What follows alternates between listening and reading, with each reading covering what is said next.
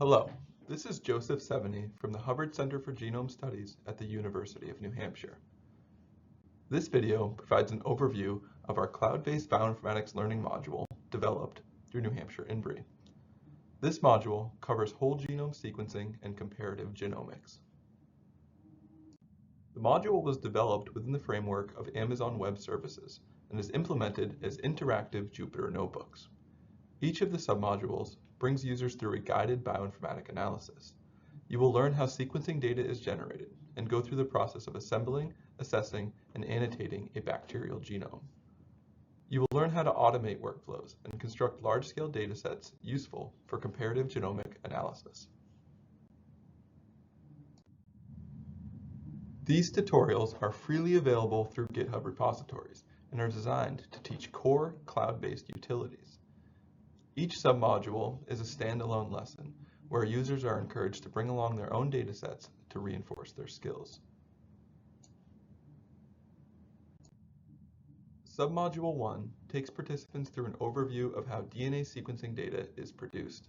This includes lessons on next-generation sequencing and how these technologies impact specific steps of bioinformatic workflows.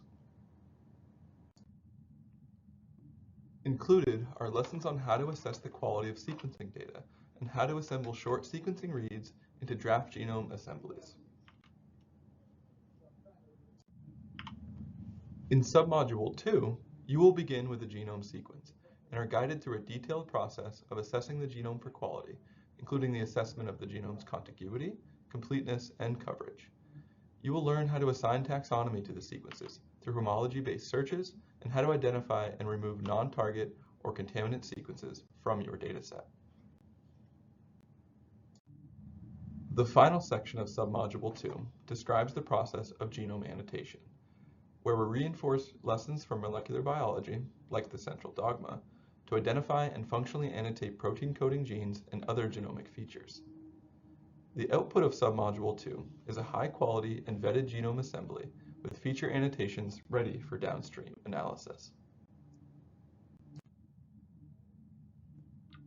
Submodule 3 focuses on scaling up our analysis from one genome to many by automating the previous two submodules using Nextflow.